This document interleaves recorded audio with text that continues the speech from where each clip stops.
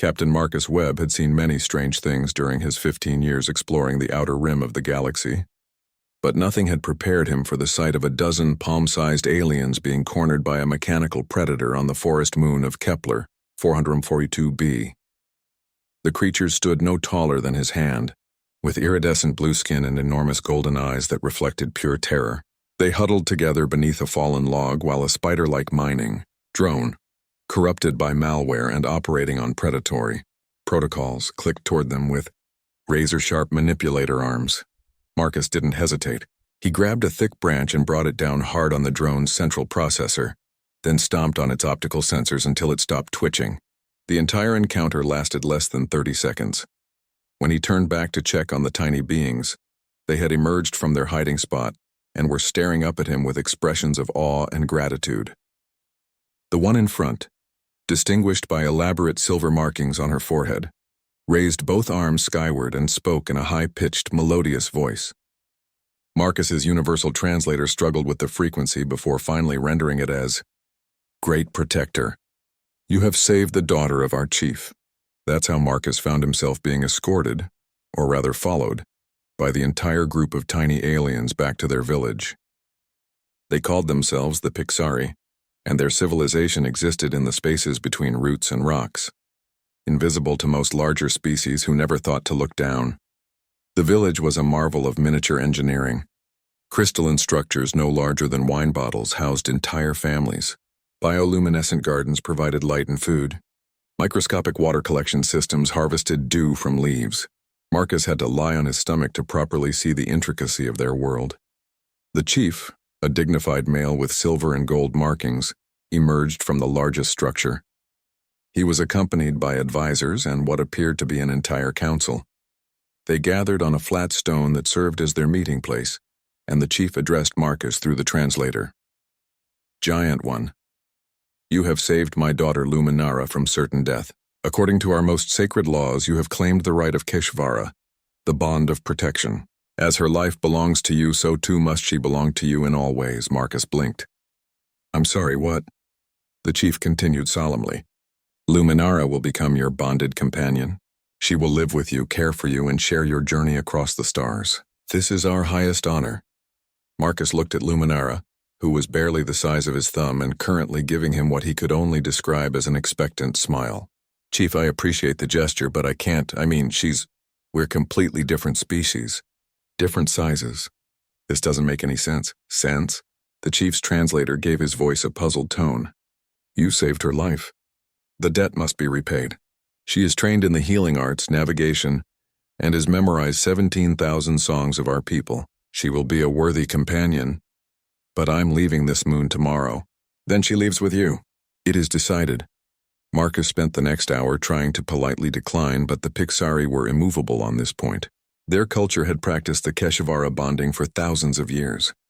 To refuse would be in grave insult, potentially resulting in the chief's dishonor and possible exile.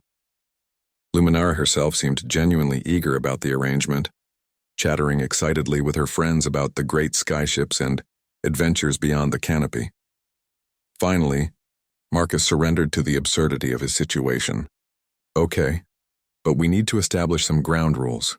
She'll need proper quarters on my ship, climate-controlled, and I'll need to understand her dietary requirements. And you understand we're not actually getting married, right? This is more like roommates?" The chief seemed satisfied, even if he didn't entirely understand Marcus's concerns. "You have given your word before the council. The bond is sealed." That night they held a ceremony.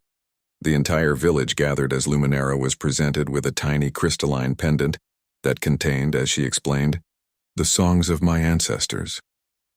Marcus was given a matching larger pendant that would allow him to always locate her, no matter where she was. The Pixari sang in harmonies that made the air shimmer with bioluminescent particles. The next morning, Marcus departed with Luminara perched on his shoulder, her belongings packed in a container the size of a matchbox. His ship's AI, Vera, seemed amused by the development.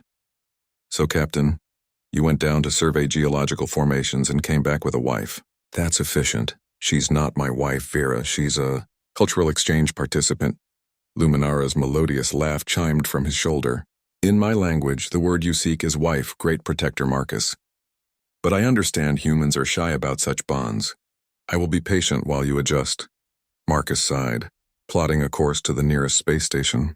He'd have to commission specialized quarters, research Pixari biology, and figure out how to explain this to command. But as Luminara began humming one of her people's songs, a sound like wind chimes in a gentle breeze, he found himself smiling despite the absurdity. 3 weeks later, Marcus had to admit that having Luminara aboard changed everything. She had an uncanny ability to spot navigation errors before Vera calculated them. Her knowledge of xenobiology had already saved him from a poisonous plant on Tau Ceti 4. She'd even reorganized his medical supplies in a way that made perfect sense. And her songs, performed while she tended her miniature garden in her quarters, had become the soundtrack of his evenings. When they encountered a derelict ship with failing life support, it was Luminara who navigated through the conduits too small for Marcus, manually resetting systems and saving the trapped crew inside. The rescued captain, a grizzled Centaurian, had stared at Luminara with confusion. "What is that?" Marcus had answered without hesitation. "That's my partner." Luminara's golden eyes had shimmered with something that transcended species and size. Later, she'd asked him, "Did you mean that?" Marcus considered his answer carefully. Yeah, I did." "Then perhaps," she said, her voice carrying that musical quality that had become so familiar, "the Keshivara chose correctly after all." Marcus laughed, extending his hand so she could climb onto his palm. Maybe the universe had a strange sense of humor. Maybe ancient alien bonding rituals knew something about compatibility that transcended biology. Or maybe he'd just gotten incredibly lucky the day he decided to help some tiny aliens in trouble. Either way, he wouldn't change a thing.